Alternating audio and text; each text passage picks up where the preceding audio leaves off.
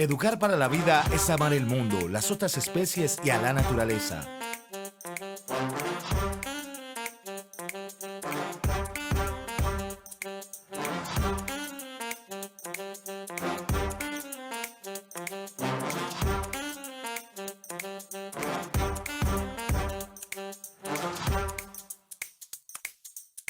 Es dejar el mundo en las mejores manos.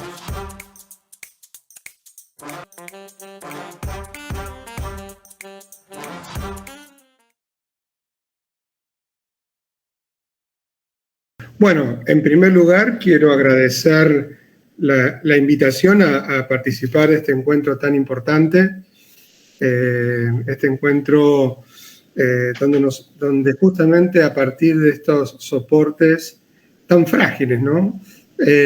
Nos permite vincularnos, tal vez porque los vínculos también están muy fragilizados en este contexto en el que vivimos. Quería contarte que en este momento yo ya no soy secretario de Cultura, sino que, bueno, es un mandato que ha finalizado y trabajo ahora, estoy a cargo de un centro cultural aquí en la ciudad de Rosario. Así que, bueno, quería solamente aclarar eso. El título que nos convoca en este encuentro dice Educar y vida, ¿no? Dos cuestiones que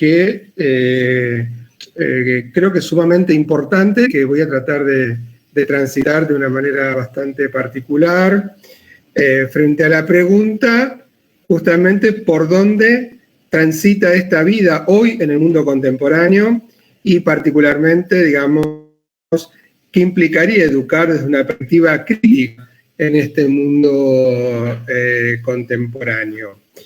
Yo no puedo dejar de hacer alusión al momento en el cual estamos viviendo y que tiene que ver justamente con esto que estamos transitando y que llamamos pandemia. A ver, un minuto, acá. ¿Se ve bien? Creo que yo decía, retomo esta idea, ¿no? Este encuentro se llama Educar para la vida, de alguna manera, ¿no? Y creo que pensaba en estas dos cuestiones muy fuertes, en esta idea de educar y esta acción de educar y la vida, ¿no? Y me preguntaban en relación a esto, ¿por dónde hoy transita esta vida? ¿Qué es de esta vida, no? Y concretamente, desde la perspectiva que vengo trabajando hace ya varios años, esta vida transita en las ciudades y particularmente, digamos, estas ciudades en las cuales hemos atravesado esto que llamamos pandemia, ¿no? Y en este sentido, digamos, no podía dejar de hacer mención, digamos, a este fenómeno global que nos ha colocado en una vida, digamos, donde justamente el distanciamiento social y el distanciamiento físico se proponen como una medida de prevención, ¿no? Alojando esa vida en estos espacios individuales o en estos espacios también colectivos que llamamos nuestra propia casa, nuestra propia vivienda. En este sentido, digamos, creo que la planteo en términos de tensión, ¿no? Porque este distanciamiento físico no necesariamente implicaría un distanciamiento social, sino que lo social se produce, digamos, aún más allá de este distanciamiento físico, ¿no? Por ejemplo, digamos, esto que estamos experimentando en este momento, en este encuentro virtual, donde cada uno habla desde el lugar donde está habitando, en este caso, en mi caso particular, en la ciudad de Rosario, en la provincia de Santa Fe, en la República Argentina. Es el lugar donde habito y es el lugar donde justamente se produce mi vida cotidiana, ¿no? Como la vida, digamos, de cada uno y cada una de los que están aquí conectados. En este sentido, Yo creo que pensar el presente también implica pensar esta pandemia, una pandemia que vuelve, digamos, se intensifica, vuelve visible e intensifica algunas condiciones preexistentes, ¿no? Algunas de estas condiciones tienen que ver con justamente con este modelo de urbanización que se ha expandido globalmente y también, digamos, nos ha instalado en un modo de vida en la cual ya algunos llaman normalidad, ¿no? En nuestro país, por ejemplo, se habla mucho de esta idea de volver a la normalidad y nos preguntamos qué sería la normalidad, ¿no? Justamente en este modelo de urbanización que estamos planteando.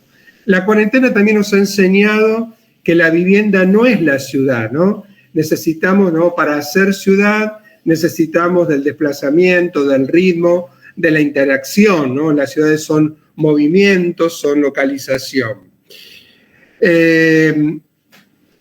En esta dirección es que planteamos que, de acuerdo a lo que podemos leer en la Carta Mundial por el Derecho a la Ciudad, el texto de 2012, nos dice que iniciamos este nuevo milenio con la mitad de la población viviendo en ciudades. Y según las previsiones, en el año 2050, la tasa de urbanización en el mundo llegará al 65%.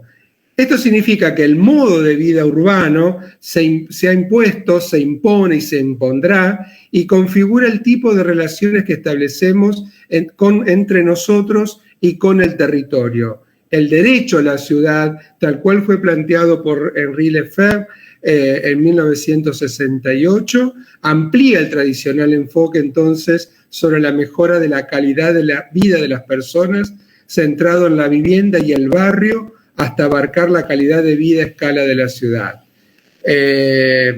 ¿Por qué planteo esto, digamos, ¿no? Porque esta educación que podemos llegar a pensar también se configuró históricamente a partir del desarrollo de determinados sistemas de formación, expandieron juntos procesos de urbanización. En esta dirección, para mí resulta imposible poder pensar por separado los modos de expansión, de desarrollo, de configuración de las infraestructuras, de los espacios donde se montaron los sistemas educativos, de los procesos de urbanización. Muchas veces la creación de estas infraestructuras educativas colocadas al borde, digamos, determinados espacios, también permitió, impulsó el desarrollo, digamos, de la urbanización. Y a la vez, determinados procesos de urbanización reclamaron, lucharon por tener, digamos, la expansión de infraestructuras donde se configuren los sistemas educativos, ¿no? En esta dirección significa que asumir una perspectiva de ciudad también nos abre a nosotros un campo de exploración, ¿no? Un campo de exploración que debe pasar por distintos momentos, ¿no? Por un lado, repensar la cultura y la educación desde el territorio, ¿no? Aproximarnos a la cultura desde sus formas materiales tal cual se han constituido históricamente. Existen rasgos, materialidades, desde una perspectiva de arqueología urbana, ¿no? Que nos habla, digamos, de esa historicidad, de estos lazos entre los modos de producir ciudad y los modos de construir educación. Preguntarnos por el modo en que la ciudad, la cultura y la educación se producen mutuamente es, digamos, un ejercicio que también, digamos, entiendo que debemos hacer, ¿no? Desnaturalizando, de alguna manera, los lugares comunes en torno al sistema educativo, ¿no? Tal como recién citaba a Henri Lefebvre, ¿no? Henri Lefebvre dice que las ciudades preexisten a la industrialización, ¿no? Las ciudades se fueron reconfigurando junto a ese proceso. Podríamos hablar de distintos modelos de ciudad, tipos de ciudad, que luego, digamos, fueron resignificadas, reconfiguradas a partir, digamos, del proceso de industrialización. Estos modelos de urbanización que hoy conocemos se desplegaron y universalizaron a mediados del siglo XVIII y sobre todo durante el siglo XIX. Una nueva geografía del urbano también implicó la conformación de mapas. Estos mapas nos permiten a nosotros localizar distintos escenarios y textos urbanos. Propongo que hagamos también un pequeño recorrido en torno a las ciudades, algunas notas, digamos, de las ciudades latinoamericanas. En el siglo XVI, el modelo más repetitivo fue el de la cuadrícula, un damero con manzanas cuadradas, virreinatos de Nueva España y del Perú, ¿no? El objetivo, digamos, de esta cuadrícula era el control del territorio a partir de la definición de poblaciones y concentración de, entre comillas, los naturales, ¿no? De los pueblos originarios. La razón instrumental de este tipo de operación tenía que ver con la necesidad de la rapidez en la colonización y la pretensión de hacer una distribución equitativa del suelo, poniendo obviamente entre comillas esta palabra equitativa, ¿no? Es decir, el damero, la cuadrícula, de alguna manera fueron utilizados en la expansión de la colonia y también, digamos, implicaba, digamos, una velocidad que comenzó a imprimirse en esta forma de colonización en algún momento.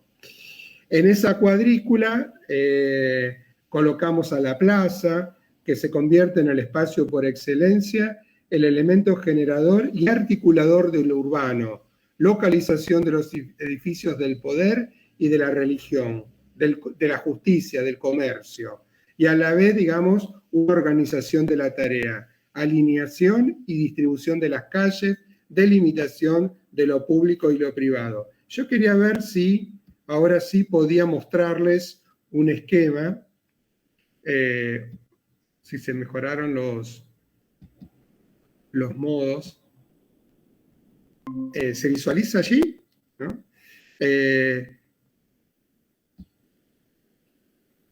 ¿Lo pueden ver? ¿Sí? Sí, la ciudad es como escenario y texto de los lenguajes contemporáneos. Contemporáneos, ¿no? Bueno, yo ahí, digamos, recuperé dos modelos. Un minuto. Decía, digamos, planteaba, digamos, cómo hay un modelo, digamos, de hacer ciudad, una forma de hacer ciudad que la encontramos tanto en el siglo XVI, tanto en este plano fundacional de San Juan de la Frontera, aquí en Argentina, como, digamos, en Ecuador. Esta es la ciudad de Riobamba. Este es un plano del siglo XVII, ¿no? De 1600. Y también un plano de la ciudad de Rosario, una ciudad joven, que fue elaborado en 1858, y otro plano también, digamos, de 1871, donde podemos palpar, donde podemos visualizar esta idea de la cuadrícula como un modo de hacer ciudad. Ahora bien, este modo de hacer ciudad también, digamos, se encuentra interpelado frente a otras en esta nueva etapa del capitalismo, ¿no? El año pasado, en los diarios locales, aparece esta noticia, ¿no? Que seguramente se replicará en otras ciudades latinoamericanas. Cuando un grupo de vecinos que, alojados en un country, o en varios country, deciden fundar una ciudad, ¿no? Por suerte, esto no ocurrió, digamos, no recortaron esa porción de territorio, digamos, de esta localidad, una localidad pequeña que se llama Santo Tomé, a 150 kilómetros aproximadamente de la ciudad de Rosario. Esto no ocurrió. Pero para mí fue como un llamado de atención en relación a cómo de aquella, digamos, modo de hacer ciudad, de aquella cuadrícula, de aquella forma de expansión de esta colonia, aparece de alguna manera esta otra nueva forma, ¿no? Que pasa por encima o intenta sobrepasar los poderes locales, se apropia del espacio público y intenta recortar, digamos, geográficamente una porción, digamos, de una ciudad y construir la propia, ¿no? Obviamente desde una perspectiva mercantilista. En este sentido, es muy diferente lo que nos plantea Henri Deffer en torno al derecho a la ciudad, ¿no? El derecho a la ciudad no puede concebirse como un simple derecho de visita o como un retorno a las ciudades tradicionales, nos dice, ¿no? Solo puede formularse como un derecho a la vida urbana, transformada, renovada. Por otra parte, digamos, David Harvey, en su relectura, digamos, del derecho a la ciudad, nos dice que el derecho a la ciudad es, por tanto, mucho más que un derecho de acceso individual o colectivo a los recursos que ésta almacena o protege. Es un derecho a cambiar y reinventar la ciudad, de acuerdo a nuestros deseos. La invención de la ciudad depende inevitablemente del ejercicio de un poder colectivo sobre el proceso de urbanización. ¿Por qué traigo estos temas, digamos, en un encuentro mundial sobre educar para la vida? Educar, vida, digamos, y me pregunto sobre dónde transcurren nuestras vidas, ¿no? Porque justamente para mí pensar, para mí, digamos, y digamos, aquellos colegas con los cuales compartimos esta serie de debates, la educación, digamos, no puede ser pensada solo en un lugar y solo en un espacio, ¿no? Junto a esos procesos de urbanización que estuvieron anudados a los procesos de expansión de las infraestructuras donde se montaron esto que llamamos escuela, también se produjeron otros fenómenos, ¿no? Fenómenos de resistencia, fenómenos, digamos, de producción cultural y producción de conocimiento que, digamos, de alguna manera, en algunos momentos históricos, entraron en tensión con este modo, digamos, estos espacios donde se desarrollaron los procesos educativos y en otros momentos cobraron cierta autonomía. En este sentido, es que recuperamos algunas marcas, algunas huellas que se producen en las paredes de las ciudades y que nos hablan, digamos, de otro tipo de fenómeno, un fenómeno de resistencia, un fenómeno de producción simbólica que, digamos, mira críticamente todos estos procesos urbanos, ¿no? Estos procesos, como diría David Harvey, en los cuales la urbanización viene de mano de los negocios inmobiliarios, viene de mano digamos, de la expulsión de los sectores populares, de los grandes centros, de determinados barrios en los centros urbanos para reinstalarlos y comercializándolos a partir, digamos, de la instalación de otros tipos de habitantes, sectores medios, profesionales, intelectuales, artistas, ¿no? Que de alguna manera tratan de ocupar, digamos, estos lugares y producen, digamos, este fenómeno que llamamos gentrificación. En este sentido, es que educar implica territorializarse a partir, digamos, de estas perspectivas, de estas, digamos, estas ideas que colocan, digamos, a la educación ya en otros términos, ¿no? De alguna manera liberándolo de los muros escolares y colocándolos en otros espacios, ¿no? Educar, en este sentido, es apropiarse de esta idea del derecho a la ciudad, ¿no? Del derecho de la ciudad, no en un sentido de acceso a la ciudad, ¿no? De acceso a aquellos servicios, sino también de derechos legítimos sobre esos servicios, ¿no? Pensemos que la restricción a los derechos, por ejemplo, en la ciudad de Santiago de Chile, la restricción a el acceso a los sistemas superiores de educación implicó paulatinamente un movimiento de revuelta que fue, digamos, expandiéndose, articulando con otros actores, con otras actrices, y esto, digamos, implicó lo que hoy estamos viviendo en torno a la reforma de la Constitución de Santiago de Chile. Digamos, en este sentido es que valorizamos, digamos, este tipo de movimientos que colocan al derecho a la ciudad como bandera, ¿no? Y atraviesan todos los espacios culturales y educativos.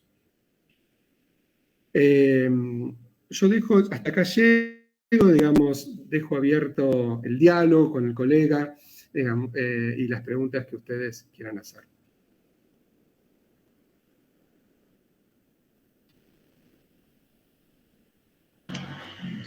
Definitivamente cuando pensé que me interesaba esta charla, creo que tenía razón. Creo que de alguna manera nos estamos moviendo en intereses similares a nivel de inquietudes acerca de la ciudad. Yo vengo trabajando varias cosas urbanas, específicamente de la ciudad de Bogotá, y por supuesto que tanto a Harvey como a Lefebvre, como a Castel, incluso Giliano de la Pérgola, unos antiguos. Yo soy sociólogo, entonces soy lector de cuestiones prematuras con relación al asunto de la ciudad, la teoría marxista muy expuesta por Castel en ese arranque de la cuestión urbana, cuando afirma que el espacio es como una página en blanco que se va estructurando a partir de la lucha de clases. A mí me parece que Lefebvre, digamos, libera esa idea del espacio y metió en algo que me llama mucho la atención de lo que estabas diciendo y que quería compartirlo. Yo entiendo el derecho a la ciudad como ese proceso de construcción colectiva donde se aprende, la gente aprende o se educa y crea una identidad territorial que le permite con mucha, digamos, solvencia ser de la ciudad, ¿sí? Vivir la ciudad tanto como aquel concepto de la ciudad nos habita. No habitamos la ciudad, sino la ciudad nos habita. Y hay un fenómeno en Bogotá, yo no sé si en Rosario, seguramente que sí, en Buenos Aires, en muchas ciudades latinoamericanas, es lo que de alguna manera se conoce o se puede conocer como un proceso de autoconstrucción.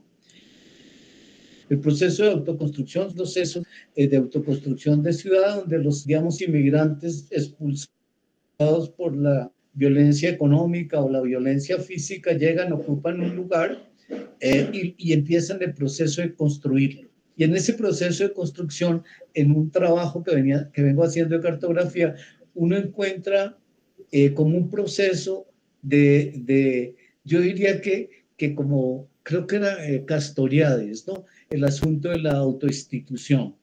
Es decir, se autoinstituye el territorio, la territorialidad se construye trayendo desde lo rural esa ruralidad y transportando muchos de los principios culturales que la ruralidad tiene y lo traen acá. Y me parece que de alguna manera eso te obliga a hablar no de unas ciudades, sino de muchas ciudades en una ciudad. ¿Sí? Sí, recién cuando lo escuchaba, pensaba en un concepto de Raymond Williams en su libro El campo y la ciudad, ¿no? Justamente donde trabaja esta idea que usted traía en relación al campo y la ciudad, ¿no? No pensados desde un pensamiento binario, no como una división es el campo o la ciudad, ¿no? Sino que justamente pensando en este proceso de urbanización, en esta movilización, digamos, de inmigrantes hacia la ciudad, implica, digamos, no implica la desaparición del campo, ¿no? Sino que existen de esa rasgo de esa cultura, digamos, de la ruralidad que de alguna manera habitan las ciudades, ¿sí? Son estos sujetos, digamos, con sus movimientos que nos implica, digamos, algunas marcas de esa ruralidad de la ciudad. y a la vez, digamos, en el campo, digamos, no es ajena a estos procesos no son ajenos a estos procesos de urbanización.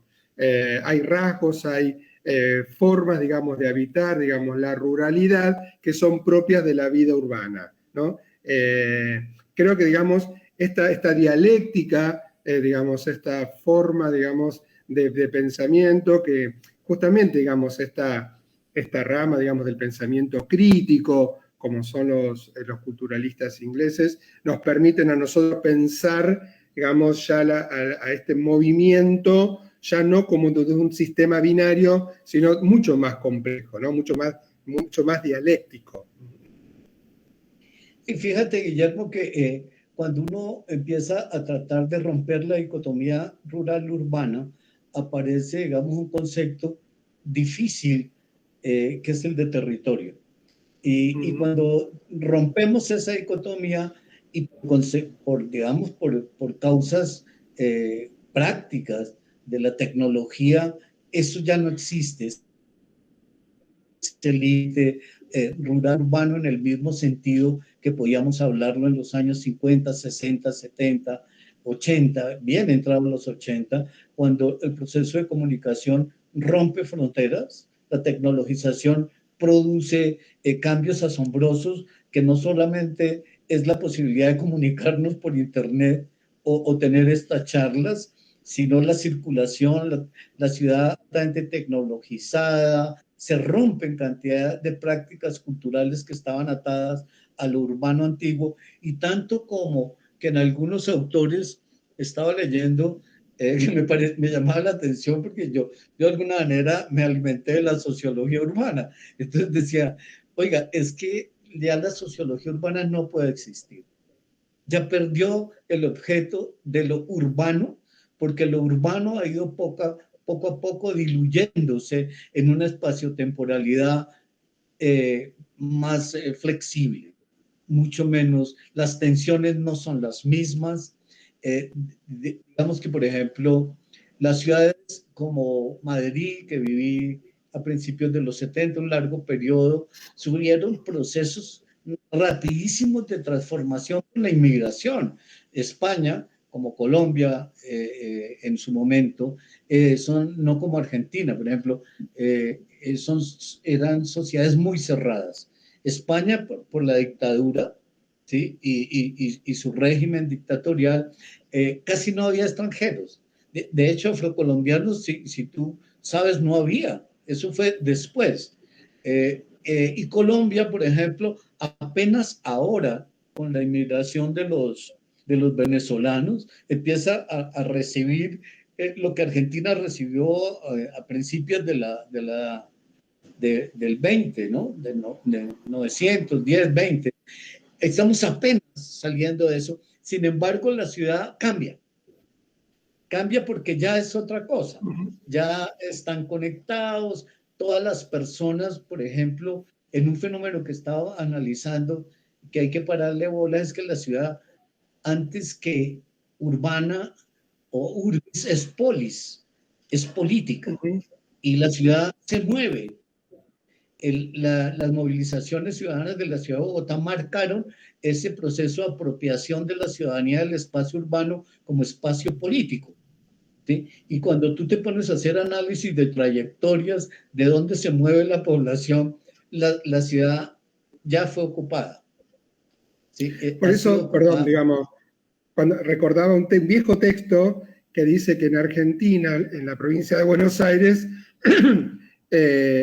se localiza la segunda ciudad boliviana, ¿no? Por la cantidad de habitantes, de inmigrantes, digamos, del país de Bolivia, digamos, que habitan en la ciudad de claro. Buenos Aires, ¿no? ¿Cómo podríamos localizar por el número en Estados Unidos, en Miami, la cantidad de habitantes que viven de determinados países podrían configurar una nueva ciudad que pertenecería, digamos, a otro país, ¿no? Creo que claro. Yo creo que hay una idea muy interesante, yo de acuerdo con lo que vos decís, que vivimos en una ciudad polisémica, que vivimos en una ciudad heterogénea y que y que además es una ciudad que está todo el tiempo en movimiento, ¿no? Ya sea producido por estos flujos de aquellos que habitan la ciudad, que van mutando, pero también, digamos, que, por estos procesos de urbanización que vienen de la mano de los negocios inmobiliarios. Quizás ese hoy sea un gran problema en este proceso de mutación de las ciudades, donde son invadidas y son tomadas prácticamente por las empresas constructoras. Digamos que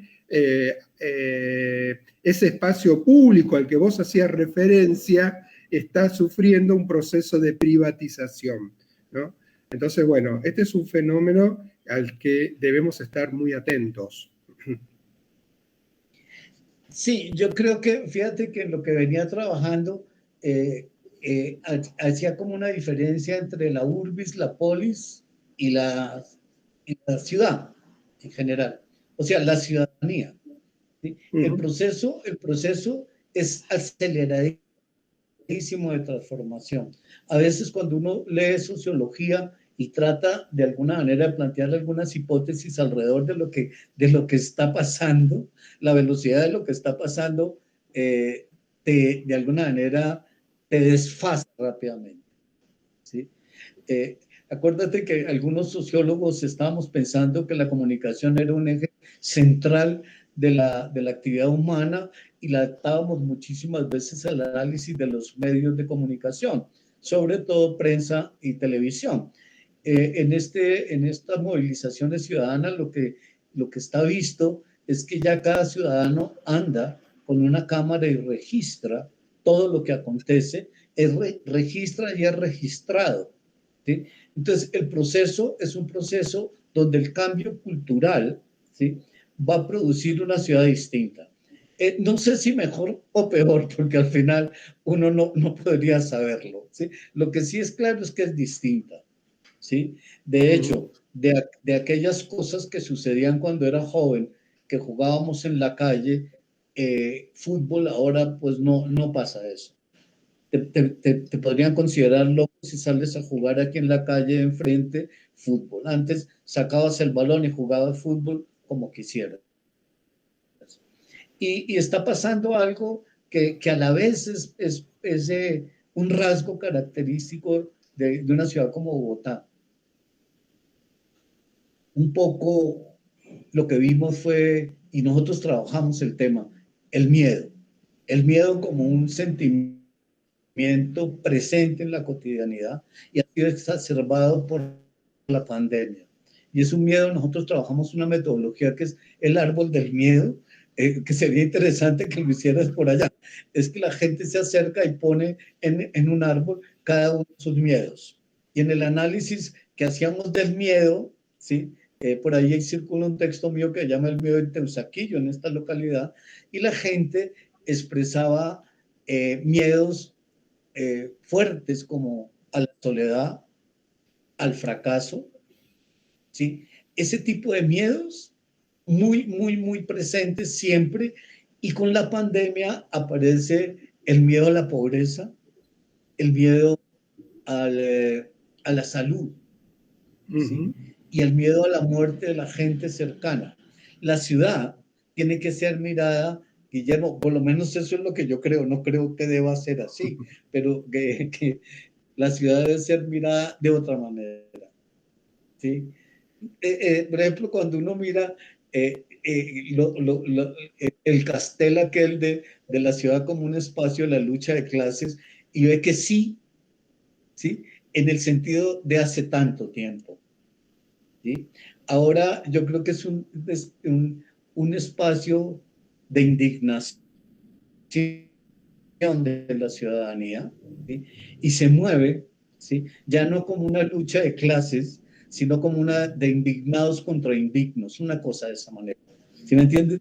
Y eso configura otro eje de la política, ¿sí? Fíjate que yo viví muchos años en España y en la misma facultad de donde salieron los profesores de Podemos, la Facultad de Ciencias Políticas y Sociología, y en ese entonces el tránsito de la España de la dictadura a la España a la España de la democracia, muchos de los profesores nuestros terminaban en el PSOE liderando estas transformaciones. Ujú. Y fíjate que muchos que critican el asunto de Podemos, pero lo que sí es cierto es que creo que, no sé si me equivoque, no sé si tú podrías ayudarme a pensar, fíjate que creo que es el único movimiento de indignados que cogobierna un país. Yo soy un país europeo, Claro. ¿sí? Ahí, No sé cómo. bueno, no, me quedé pensando dialécticamente, justamente, o tratar de pensar, tomando, hoy nombrabas a Castoriadis, digamos, en los procesos de instituyente, justamente, digamos, Autoinstituyéndose.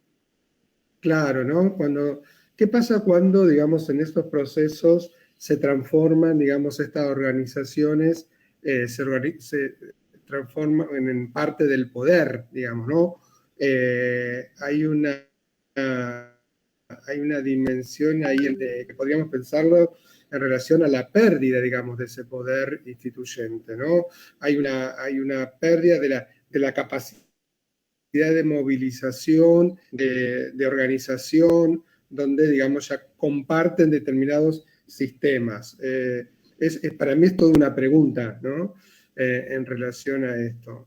Creo que estamos viviendo como momentos muy intensos en relación a esto, ¿no? Yo creo que es muy interesante el proceso chileno, donde, digamos, esta toma de las calles, fundamentalmente por parte de los jóvenes en un primer momento, ¿no? Esto porque tiene distintos momentos históricos y determinados distintos acontecimientos en determinados escenarios, implica, digamos, un proceso que hoy intenta escribirse en una nueva constitución, ¿no? Bueno, mi pregunta sería, ¿qué pasa cuando una vez que esa constitución esté escrita, digamos, ¿no?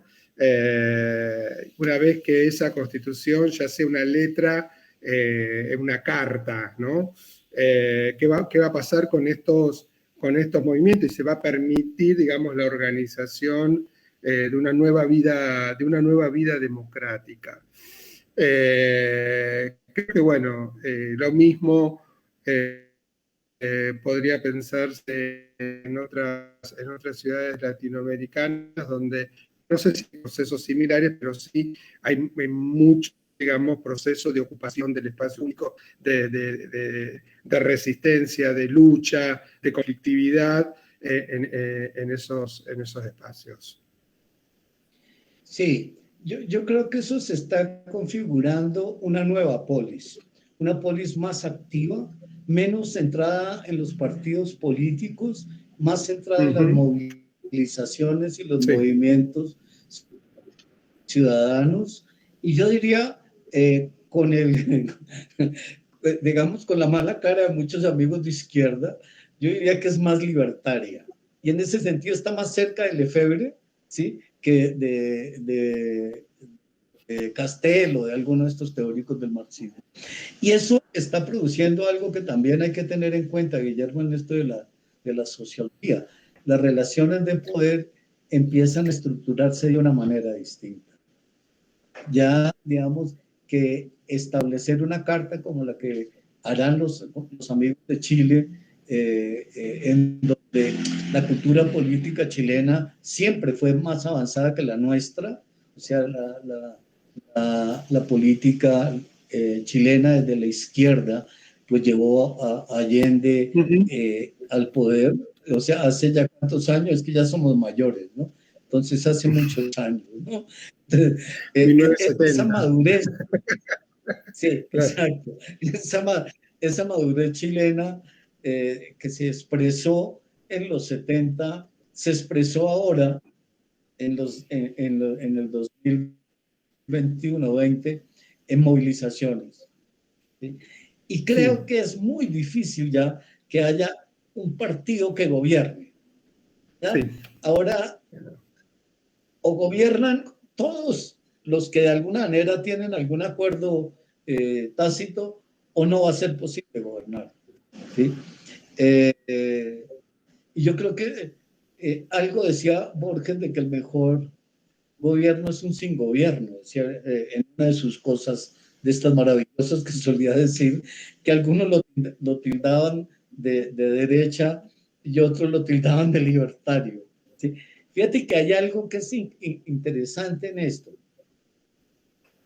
Digamos que hay una ciudad que políticamente se expresa, pero que culturalmente es de una inmensa diversidad.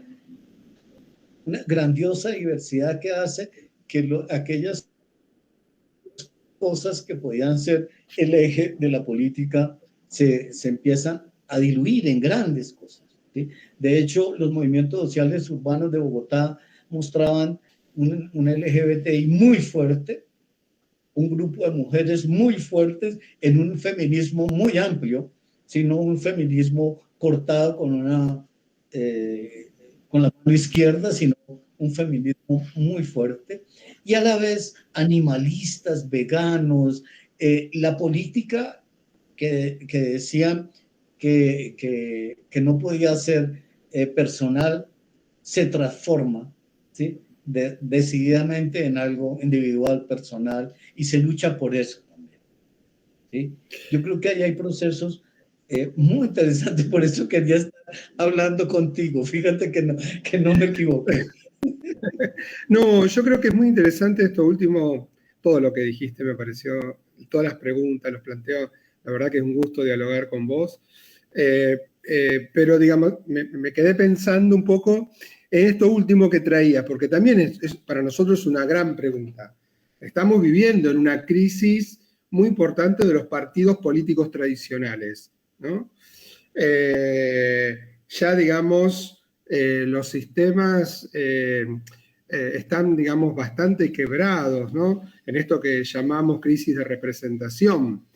Entonces, digamos, nos tendríamos que preguntar si vamos camino hacia otra democracia, otras formas democráticas que desconocemos, ¿no? O sea, ¿cómo se gobierna una ciudad frente en esta lógica en esta multiplicidad, digamos, de actores que vos estás planteando, ¿no? Aquí el movimiento de mujeres es muy importante, el movimiento, digamos, LGTB es muy importante, el movimiento ambientalista, la lucha, digamos, por un medio ambiente diferente, más sano, más saludable, digamos, que implica también, hace serie con una manera distinta de alimentarse, una relación distinta con la naturaleza, no depredatoria, digamos, creo que en el fondo estamos hablando de eso, implica una lucha de poder, ¿no?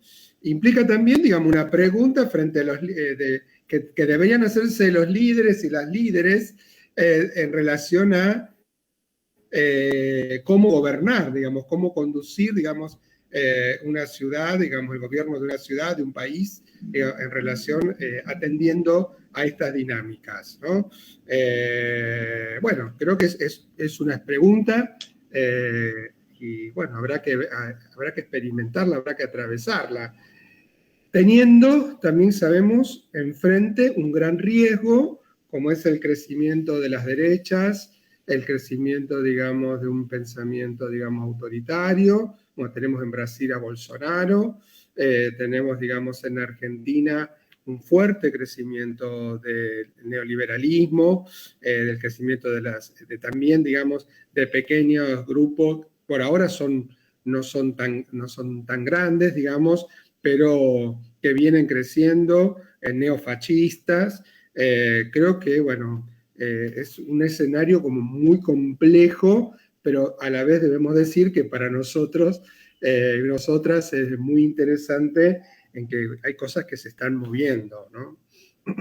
Sí, yo creo que en el fondo, digamos, hay algo que debe pasar, ¿sí? O sea, la lucha de la ciudad de los derechos o el derecho a la ciudad pasa necesariamente por una crítica muy fuerte a la privatización de los derechos. O sea, el derecho a la educación existe mínimamente y sobre base de un asistencialismo del Estado hacia ese derecho. El derecho a la vivienda se acabó. El derecho a la vivienda es un gran negocio donde se enriquecen entre los urbanistas las fuentes de financiación, o sea, las corporaciones de financiación, y el derecho a la alimentación desaparece, ¿sí? El derecho a la salud, pues no sé cómo estará Argentina, pero acá es un derecho que o pagas o te mueres, ¿sí? O pagas o no estudias, o peor, más trágico, o pagas por estudiar donde el nivel educativo es pésimo, o pagas por tu salud en una mala salud, o pagas por la vivienda 30 metros cuadrados, ¿sí? Entonces, cuando uno ve lo del derecho a la ciudad, y seguramente con algún desliz hacia otro lado del efebre, va también hacia allá. Porque el neoliberalismo, digamos, arrasó con esa idea del derecho. Y arrasó desde los 90, ¿sí? Cuando empezó ese proceso de privatización de todo, del acueducto, de la luz, de todo. Todo está privatizado y todo. Imagínate, el transporte que llamamos público aquí en Bogotá es Transmilenio y es un negocio impresionante, ¿sí me entiendes? Porque le ponen al dueño de la empresa o al concesionario 2 millones de habitantes que transiten de ida y vuelta todos los días. Ese negocio es buenísimo. O sea, ese negocio, si a ti te lo proponen, tú dices, hombre, pues sí, yo sí, si me ponen la vía, los pasajeros y te favorecen a nivel impositivo, pues hombre, ¿cómo no vas a hacerlo? Claro, seguro. Y sigue el Estado yo no sé si el concepto de neoliberalismo es suficiente para entenderlo, pero este Estado empieza a generar un proceso muy fuerte de ocupación del espacio público por lo privado, ya no solo el espacio público entendido como la calle, sino nosotros dejamos de ser bien común y empezamos a hacer algo así como el cliente, ¿sí? Entonces, el éxito de los demócratas liberales es que tú ya no eres un ciudadano que vota, sino un cliente, ¿sí? Al cual pueden acudir con una promesa que no se cumplirá. O sea, las ciudades tienen que cambiar y la única manera que cambien es políticamente. No hay otra manera de hacerlo, ¿sí? No. Fíjate que digamos lo que se está viendo ahora en Bogotá y lo mismo se está viendo en muchas partes del mundo es que digamos la ley, ¿sí? No es suficiente. Hay un divorcio muy grande entre ley y cultura, ¿sí? Y ese divorcio grande entre ley y cultura, que la misma ley se banalice, se fragilice por parte de la ciudadanía. Eso es muy interesante. Creo que esta conversación ha sido muy interesante para mí, no sé para la gente que nos vaya a ver, pero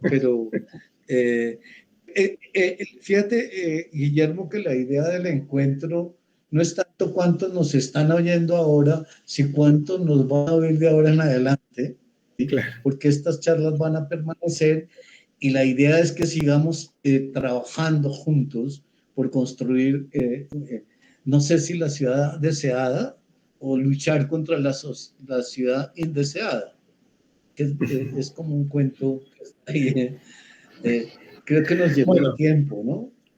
Para construir otra ciudad tenemos que soñar, digamos, ¿no? Eso no lo tenemos que perder, digamos, de seguir soñando, digamos, otra ciudad, ¿no? Así que bueno, ¿no? Hay un texto, y terminamos, ya sé que estamos terminando, hay un texto en la introducción de Italo Calvino, de las ciudades invisibles, dice justamente, ¿no? Yo soñé estas ciudades a partir, digamos, de mi experiencia en ciudades invivibles, digamos, ¿no? O sea, a Sí. ver, creo que esto es una buena consigna, ¿no? Soñemos estas nuevas ciudades a partir, digamos, en estas ciudades que son para nosotros muchas veces invivibles. Fíjate que me recuerda a uno de los autores que más he querido, ¿no? Porque él, no solo por Ciudades Invisibles, sino las propuestas para el próximo milenio, y Calvino recoge ahí muchísimas de las cosas, ¿sí? Que uno Sí. de alguna manera pensaba. Me parece que tenemos lecturas en común y de pronto debemos encontrarnos para ver si compartimos un experimento de hacer lo del miedo allá y poder comparar en pequeños espacios los miedos. Porque yo creo que tenemos que avanzar hacia el miedo y descubrirlo. Sí, porque entre otras cosas, a nosotros nos da miedo decir de qué es que tenemos miedo. Claro. ¿Sí? Sí, sí. Entonces, creo que ya alguien se quiere unir a la llamada, no lo vamos a admitir. Hemos cerrado